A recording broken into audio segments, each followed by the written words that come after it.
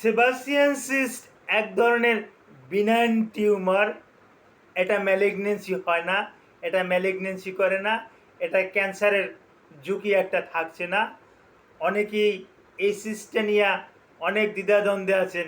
এই সেবাসিয়ান সিস্টে নিয়ে এটা মূলত সেবাম থেকে এটা হয়। হ্যাঁ, সেবাম মানে ঘাম। এই ঘাম যখন ইপিডিডার্মিসে আটকে যায়, যখন আর লোম গ্রহন্তি যখন আটকে যায়, তখন সেবামটা বাইরে আসতে পারে না, ঘামটা বাইরে আসতে পারে না। তখন এই লোমকূপের গোড়াতে এই সিস্টের সৃষ্টি হয়। আস্তে আস্তে এই সেবাসিয়ান সিস্ট আস্তে আস্তে বৃদ্ধি পায়।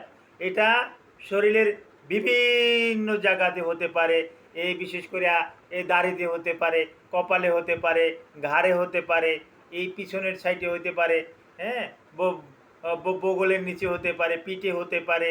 তো বেশি বেশি আমরা দেখতে পাই পুরুষদের অন্ডকোষে, অন্ডথলিতে এটা বেশি বেশি করে দেখতে পাই, এবং ওখানে পুতির দানার মতন অনুরূপ মহিলাদেরও একটা জায়গা আছে ওই যৌনাঙ্গের উপরের একটা অংশ, যেটাকে আমরা মন্স পিউবিস বলি। এই মন্স পিউবিসেও এই গোটাগুলো বেশি বেশি দেখতে পাই। তো সেবাসিয়ান সিস সম্পর্কে কিছু ধারণা দেব, আপনারা ভিডিওটা না টেনে পুরো ভিডিওটা দেখুন। আসসালামু আলাইকুম রহমতুল্লাহি ওয়া বারাকাতুহু। আমি ডাক্তার মীর শহীদুল ইসলাম। আমার চেম্বার শুভেচ্ছা 255, ঐতিহ্যবাহী শেরঘাট, সিলেট। জি, গুগলে গিয়ে ডাক্তার মীর শহীদুল ইসলাম কথাটি লিখে আপনি যদি সার্চ দেন, আপনি আমার সম্পর্কে বিস্তারিত তথ্য পেয়ে যাবেন। জি দর্শক শ্রোতা, আলোচনা করতেছিলাম সেবাসিয়ান সিস নিয়ে। আগেই বলেছি এই সেবাসিয়ান সিস একটা ম্যালিগনেন্সি ম্যালিগনেন্সি না, অর্থাৎ এটা বিনাইন গোত্রের। অর্থাৎ এটা অল্প অল্প একটু ব্যথা করবে, এবং এটায় একটা ক্যান্সার করে না, এবং এটার প্রাথমিক পর্যায়ে এর কোনো রকমের কোনো এটা নিয়ে টেনশন করার কোনো কারণ নাই। যতটুকু আছে ততটুকুই থাকতে পারে।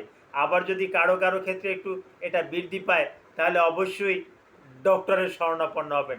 ডক্টর ওটা দেখে বুঝবে ওটা কি সেবাসিয়ানসিস না অন্য কিছু। এটা আমাদের কাছে আসলে রুগীরা আমরা এই জিনিসটা বুঝি। আমরা তখন বুঝে যদি মনে করি যে না, এটা বড় ধরনের কিছু, এটা বিনাইন, হ্যাঁ, বিনাইন না, এটা ম্যালিগনেন্সি, এটাই ক্যান্সার করতে পারবে, তাহলে আমরা ওটাকে দ্রুত সার্জিক্যাল ডাক্তারদের কাছে রেফার করে দেই, নতুবা এটার কিছু পরামর্শ দিয়ে থাকি। তো এই সেবাসিয়ানসিস এটা ছেলে মেয়ে উভয়েরই হতে পারে। বেশি যেখানে হয় পুরুষদের হয়, অন্ডকোষে হয়। অন্ডকোষটাও দেখতে পুতির দানার মতন। হ্যাঁ, আমি ওই থাম্বনেইলে একটা ছবিও দিয়ে দেবো। ছোট ছোট পুঁতি দানার মতো সাদা। অন্ডকোষটা যদি কালো থাকে তাহলে সাদা, এবং ওই অন্ডকোষের ওখানে চাপ দিলে, আমি অনেকের চাপ দিয়া একটু করে পাংচার করে চাপ দিয়ে বাইর করে দিছি, ওখানে থাকে। আর এই সেবাসিয়ান সিস্ট আর একটা শনাক্তকরণের উপর মাঝখানে একটা কালো একটা স্পট থাকে, একেবারে কালো একটা স্পট থাকে। অর্থাৎ ওটা দিয়ে প্রয়োজন আগেও বাহির হয়ে গেছে, ভবিষ্যতেও বাহির হতে পারে। ওই জায়গাটাকে আমরা চিকিৎসা বিজ্ঞানের ভাষায় বলি পাংটাম। নামটা আবার বলছি, ওই ওই যে কালো স্পটটাকে, যেখান থেকে পয়জনটা বেরিয়ে আসবে, ওইটাকে আমরা চিকিৎসা বিজ্ঞানের ভাষায় বলি পাংটাম। এই পাংটাম দিয়েই এই পয়জনটা আসে, এই এটা আসে। এটা কিন্তু অত্যন্ত দুর্গন্ধ, অত্যন্ত দুর্গন্ধ। যেহেতু এটা সেবাম থেকে হয়েছে, ঘাম থেকে হয়েছে, যার কারণে দুর্গন্ধটা খুব বেশি।